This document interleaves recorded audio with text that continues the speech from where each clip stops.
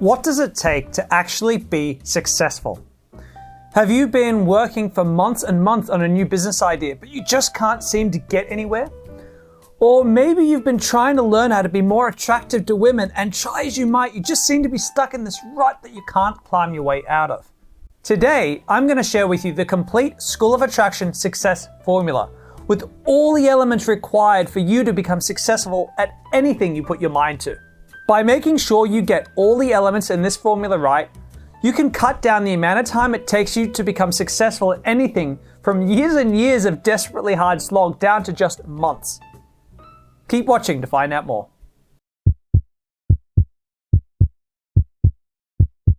Many of you watching undoubtedly know me as a dating coach, but I'm also a success coach as well. So I spend a lot of time working with men and women, helping them to both become more successful in their dating lives, as well as their business, career, and entrepreneurial endeavors. Now, as different as these two fields at first appear, the basic formula for success in both these areas is exactly the same. So today what I'm going to be doing is I'm going to be going through the formula and giving you examples from both improving your dating life and improving your entrepreneurial business lives as well, which are two areas I know many of you viewers happen to be interested in together at the same time. Now, before I get rolling with the formula, I want to say this. Today is going to be a little bit more of an academic video. It's going to be a little bit longer. If you haven't got the time to watch, maybe bookmark it to watch it later, because this is something you don't want to miss out on. Still with me? All right, let's get stuck in. Now, really, the thing that we're concerned about with this formula is the amount of time it takes us to become successful.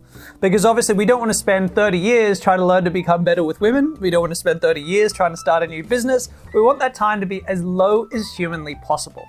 So what are the elements that go into it? Well, the first one isn't going to be a surprise, and that's work, right? How much work you throw into something, how hard you're working at it.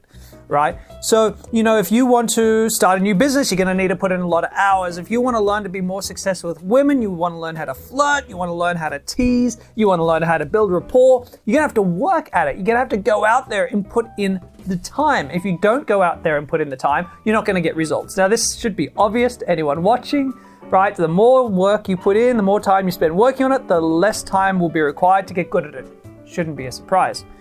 The next element shouldn't be too big a surprise either. This is smarts.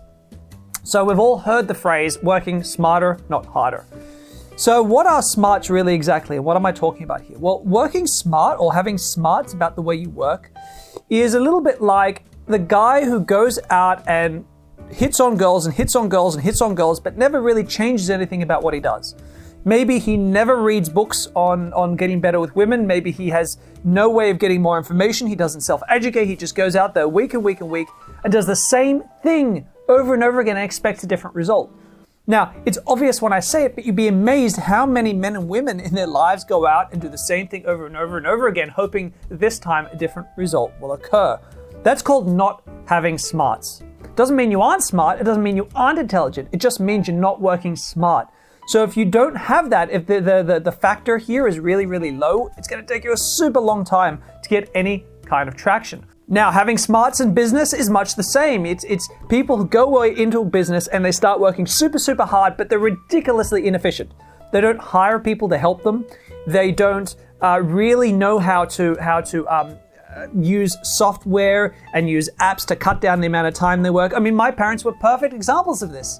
My dad was a really, really hard worker. He worked super hard his whole life and he deserves respect for that. But between him and my mom, a lot of time was wasted doing hard work, not smart work. And so as a result, their business success was always limited. Now, the interesting thing about hard workers versus smart workers is that we tend to fit into one category or the other. So, if you're going out and you're trying to learn to be better with women, you'll tend to be the guy who goes out and just hits on women. Hard work. I feel good about myself because I pushed myself today. Or you fit into team work smart, where you rarely ever want to go out and talk to women, but you're constantly learning, constantly educating yourself. You know all the little tricks that should work. You know all the theory, all the strategy back to front, right? You're an information genius. but you just don't work at it. So without one or the other, you're not going to make very much progress. You've got to learn to integrate both. Myself, I was a worker. I was a really hard worker. In the beginning of School of Attraction, all I wanted to do was work my ass off, but I didn't work very smart. And when I met my partner, she was the opposite. She was the smart worker, but she wasn't a hard worker. So she didn't like doing a lot of hours. So together, what we had to do to learn to get School of Attraction, this company running and being super successful the way it is now, 12 years later, I had to learn to work smarter and more efficiently, and she had to learn to work harder, right? So we tend to fit into one camp or the other. So be aware of what you are, because you're going to need to learn to adapt a little bit of the other skill set in as well. So these two so far shouldn't be too big a surprise. Now, the third element is experience. So think of it in these terms. Imagine that you're 25 years old, two men. One is 25 years old, the other is 25 years old. One has never been on a date, has never had sex with a woman in his life. The other has had 2 ex-girlfriends and he's slept with 5 women in his life. Who do you think is gonna have an easier time learning to be really successful with women? Right? Who's gonna get there quickest? Of course it's gonna be the second guy who's got the experience, because once we've done something before, at least once, we know what it looks like, we know what it feels like, we know how all the little bits should fit together a little bit, right? But if we've never done it before, we can't even visualize having done it. I had this in business really badly. When I first started School of Attraction, I felt like an imposter. I felt like, I don't know if, I'm just making money out of thin air. I'm just asking people to pay me money.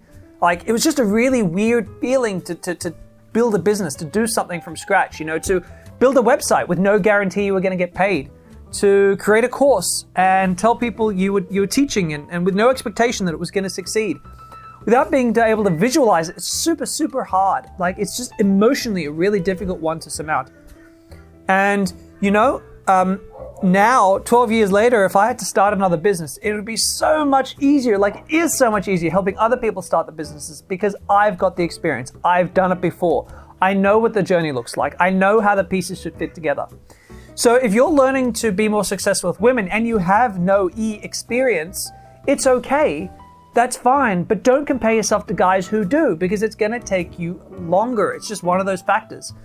Now, like so many factors here, there are ways to hack the factors. For example, if you find a really great coach or mentor, you can use their experience. You can borrow their experience to rapidly improve the speed at which you can get better at something, right? That's where coaches and mentors come in. I'm going to talk about that one a little bit later. But that's really one of the things. If you want to speed up your progress, and you don't have a lot of experience, or you do have some experience but just not enough, you've got to find coaches and mentors. I do the same thing in business. If I want to grow my business to the next level, I can wing it and learn as I go, or I can find someone who's done it before and steal, borrow, pay for their experience. The next factor is probably one that you're less familiar with, and one that I think some of us know intrinsically, but we never pay any attention to with success. And this is, I think, where most men and women I work with fail. And it's funny I should use this word, because the next element is your failure frequency. So how often are you failing? A lot of guys, especially when they're trying to learn attraction and dating, they put all their energy in trying to avoid failing. Everything is about avoiding failure. Right? You try to learn as much as you can so you can avoid failure. You try to learn a contingency plan so women won't reject you. And actually, you got to fail. Failing is the only way to be successful. Failing, in fact, the rapidity with which you fail is the rapidity with which you learn and the speed at which you get better. My best clients are the ones that fail most often. Not failing because they suck, failing because they're really trying to learn. Failing because they're really trying to do everything I tell them to do, even if they don't get it right. Even if they're uncalibrated, they're trying. So failing is super important, and the more often you fail, the more comfortable you are with failing frequently, the more successful you're going to be. If you've ever heard of the Lean Entrepreneur, which is a really famous book by Eric Ries about starting your own company, he talks about exactly the same process of you've got to have failures, lots of failures, and learn from them. Right? It's the success of a company, or the rapidity with which a company is likely to grow, is in direct proportion to the number of failures it has and how quickly it can have failures. Now, it's not just having failures that matter, okay? Which brings us on to the next point, which is also around failure, because failure quality is really important too. What's failure quality? Well, think about it like this. Have you ever played a game of pool with a girl? And the girl is like, oh, I'm not very good at playing pool. Hee hee. I'm going to try to take a shot. Oh, I missed the white ball. Hee hee. All right, that whole kind of like, I'm talking so much about how I'm bad at pool and I'm not even really trying. I'm not even looking at the goddamn ball. And when I miss the ball, I'll be like, oh, look, I missed, but that's because I suck. That's a very low quality failure, right? If she just keeps playing pool like that, she will never get better. Now, a lot of guys do this in dating and pickup. They do this a lot. They go out and they go and talk to a woman, and the second the conversation becomes a little bit quiet, or they feel a little bit uncomfortable, or they feel like they may have run out of things to talk about, they leave. They didn't fail. They didn't get rejected. The woman didn't say, please get away from me, you creep. He just walked away. And you'd be amazed how much this happens. Now, we call this premature ejaculation, when guys eject themselves prematurely away from a girl. And that happens a lot. And that's just one of the ways that guys have really low failure quality.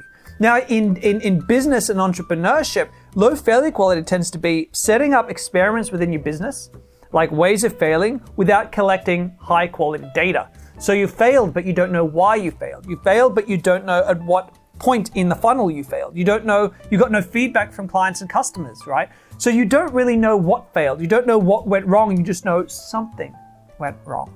Now, one of the best things when it comes to dating and attraction that guys can and should do is find ways to learn as much as humanly possible from every failure. So one of the things I do with my clients as well is I try to make every failure count. I want you to fail and fail a lot. I want you to fail like you mean it. But I want every one of those failures to mean something, And so every time you talk to a girl, you want to be working on something specific. Not just I'm going and talking to a girl and I hope it goes well. No. You're talking to a girl and you're trying to tease her. You're trying to tease her. Is my teasing working? Teasing. No, she doesn't like my teasing. She got offended. Good. Teasing. Teasing needs work. Teasing causes offense. Now we know what went wrong, right? You got to have a real sharp focus every time you're talking to women, what you're working on, what you're trying to prove or disprove, right? What you're going to show works or fails in a current situation. Because when you know that, when you got a sharp focus on it, then you can change, then you can learn, then the failure meant something. The other thing I'll say here is it really helps to record yourself, like have an audio recording of yourself, because if you hear yourself flirting with a girl, oh my God, you're going to cringe. You're going to cringe so badly. You're going to hate hearing yourself, but you will learn. And every rejection will start to mean something if you can hear yourself. It's embarrassing, I know, it's horrible, but boy, does it have a big impact.